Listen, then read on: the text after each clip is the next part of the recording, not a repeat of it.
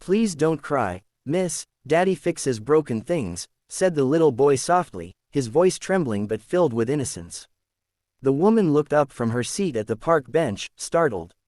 She had been staring at the gray clouds above, her eyes red from crying, her coffee gone cold in her trembling hands. She hadn't realized anyone was watching her, especially not a child. She tried to smile, wiping her tears quickly, embarrassed that a stranger had caught her breaking down. I'm okay, sweetheart, she whispered. Just a bad day. The boy frowned, his small fingers tightening around the red toy car he held. Daddy says when people cry, something's broken, he said seriously. And Daddy fixes broken things.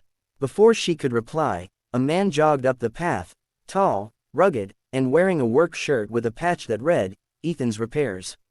He looked concerned. Liam, buddy, I told you not to run off, he said, slightly out of breath, then his gaze shifted to the woman. She looked lost, fragile, the kind of sadness that words couldn't quite reach. I'm sorry if he bothered you, Ethan said gently, his voice warm. He's a little too kind sometimes. The woman shook her head. No, he didn't bother me, she murmured. He just reminded me that kindness still exists. Ethan smiled faintly, crouching down to his son's level. Hey, champ, did you tell her about Daddy's special powers? Liam grinned proudly. Yeah, Daddy fixes everything. Toys, chairs, cars, and even when I break Mommy's picture frame. The woman's heart sank a little at that, Mommy's picture frame. She noticed how Ethan's expression softened but also carried a quiet ache. Your wife must be proud, she said without thinking. Ethan hesitated, then smiled, the kind of smile people wear when they're hiding a wound. She was, he said softly. It's just me and Liam now. The woman didn't know why, but something in his tone pulled her in. Maybe it was because she, too, knew that emptiness, that hollow space where someone used to be. I'm sorry, she said. Ethan nodded. Thank you. It's been 2 years. Liam still thinks she's watching every sunset with us. The boy tugged at his father's sleeve. Miss, are you broken too? He asked, his eyes wide and curious. The woman felt tears well up again. I think so, she whispered. My husband, he left. Not forever. Just left. Said he couldn't do it anymore. Ethan's eyes softened. I'm sorry, he said again, meaning it. He didn't ask for details. He didn't judge. He just sat down on the bench next to her, like an old friend who somehow knew what silence could heal. For a few minutes, they sat there, 3 souls, one broken, one healing, one too innocent to understand either. Then Liam climbed up on the bench between them. Daddy, can we fix her?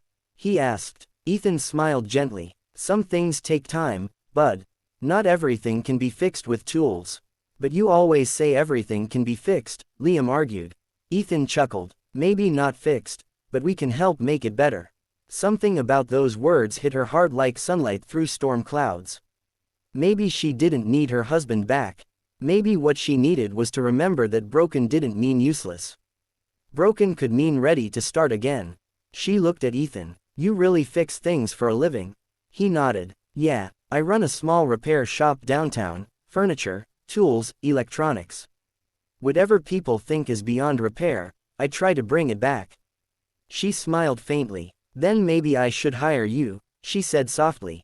I think my heart's in need of repair. Ethan's eyes met hers, not in pity, but in quiet understanding.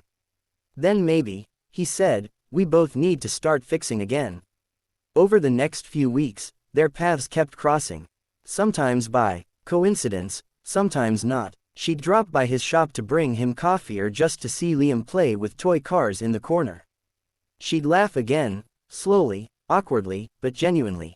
One evening, as the sun dipped low behind the maple trees, she found herself back at that same park bench. Ethan sat beside her, his son chasing a butterfly nearby. Funny, she said quietly. The first time we met, I was crying here. And now, he asked, now I'm learning that maybe broken things aren't the end. Maybe they're just waiting for someone patient enough to care. He looked at her, his expression soft but steady. You're not broken anymore, he said. You just needed a reason to believe again. She smiled, the kind that comes from deep inside, where hope starts to grow again. And you, she asked, do you still miss her? Every day, he said honestly. But maybe that's okay. Missing her doesn't mean I can't move forward. They sat there in silence again, the kind that feels full instead of empty. Liam came running back, his laughter echoing through the park. Miss, he said, tugging her sleeve. You're not crying anymore. She laughed softly, tears glistening, but this time, they weren't sad.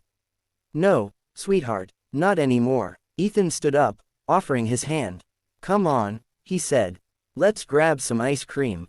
Liam says it fixes everything. She took his hand, warm, steady, real. As they walked away together, the golden sunset wrapped around them, soft and forgiving. And for the first time in a long while, she felt whole, not because someone fixed her, but because someone reminded her that she was still worth mending. Somewhere behind them, the wind whispered through the leaves, carrying a child's innocent words, words that had started it all. Please don't cry, miss, Daddy fixes broken things.